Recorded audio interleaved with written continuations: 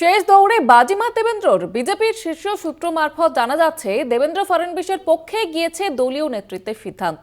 2 বা 3 ডিসেম্বর মহারাষ্ট্রে বিজেপি বিধায়কদের সভায় পরিষদীয় নেতা নির্বাচন হতে পারে। শিন্ডে সম্ভবত জানিয়েছেন, মুখ্যমন্ত্রী পদে কে বসবেন সে ব্যাপারে তিনি মোদী শাহর সিদ্ধান্ত মানবেন। প্রধানমন্ত্রীর উপস্থিতিতে 5ই ডিসেম্বর মুম্বাইয়ের আজাদ ময়দানে শপথ গ্রহণ অনুষ্ঠান হতে চলেছে, এমনটাই জানা যাচ্ছে। বিষয়ে বিস্তারিতভাবে কথা বলবো। আমাদের সঙ্গে টেলিফোন লাইনে রয়েছেন আমাদের পলিটিক্যাল এডিটর আশিস চট্টোপাধ্যায়। আশিস দা, কি জানা যাচ্ছে? দেখো, মহারাষ্ট্রের মুখ্যমন্ত্রীর পদ নিয়ে যে টানাপোড়েন চলছে গত এক সপ্তাহ ধরে, তার একটি মাত্রা হচ্ছে এই যে একনাথ শিন্ডে শিবির দাবি জানাচ্ছে তার মুখ্যমন্ত্রীত্বেই যেহেতু এই বিজয় এসেছে, সুতরাং তাকেই মুখ্যমন্ত্রীর চেয়ার ছেড়ে দেওয়া হোক। আবার অন্যদিকে আরেকটি মাত্রা হচ্ছে বিজেপির মধ্যে দেবেন্দ্র ফডনবিস হবেন না অন্য কোনো নেতা হবেন যদি বিজেপির পক্ষে মুখ্যমন্ত্রীত্বের চেয়ার যায়, সেটা নিয়েও একটা টানাপোড়েন চলছে। দেবেন্দ্র ফডনবিস এই গোটা নির্বাচনী প্রচারে বিজেপির নেতৃত্ব দিয়েছেন, বা মহাজোটী জোটেরও প্রধান প্রচারক তিনি ছিলেন, কিন্তু তার সম্পর্কে বলা হয় এই যে তিনি ব্রাহ্মণ নেতা এবং তাকে মুখ্যমন্ত্রী করলে মারাঠা বা অন্য ওবিসিরা সেটা ভালোভাবে নাও নিতে পারে, বিশেষ করে শিন্ডের বদলে তাকে মুখ্যমন্ত্রী করলে।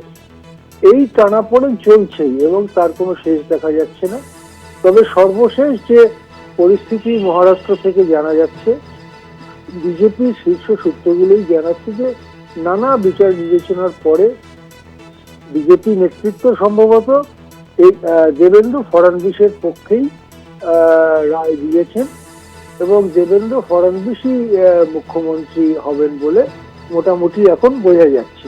একনাথ শিন্ডে শিবির থেকে শেষ পর্যন্ত বলা হচ্ছে যে নরেন্দ্র মোদী এবং অমিত শাহ যে সিদ্ধান্ত নেবেন সেই সিদ্ধান্তকে তিনি সমর্থন জানাবেন। সেক্ষেত্রে একনাথ শিন্ডের মুখ্যমন্ত্রী হওয়া হচ্ছে না, একটি উপমুখ্যমন্ত্রীত্বের চেয়ার নিয়ে তাকে সন্তুষ্ট থাকতে হচ্ছে এবং সেক্ষেত্রে একনাথ শিন্ডে নিজে সেই উপমুখ্যমন্ত্রী হবেন না, সেখানে তার ছেলে শ্রীকান্তকে বসানো হবে বলে জানা যাচ্ছে। অপর উপমুখ্যমন্ত্রী হতে পারেন অজিত পাওয়ার।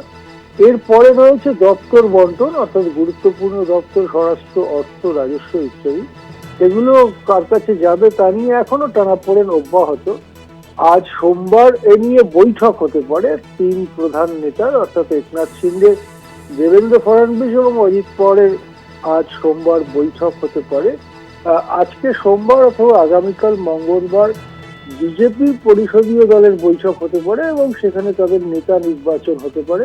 কিন্তু আজ এবং কাল যে তৎপরতাই হোক না কেন, বৃহস্পতিবার 5 তারিখ শপথ গ্রহণ হচ্ছেই, কারণ প্রধানমন্ত্রী সময় দিয়ে দিয়েছেন।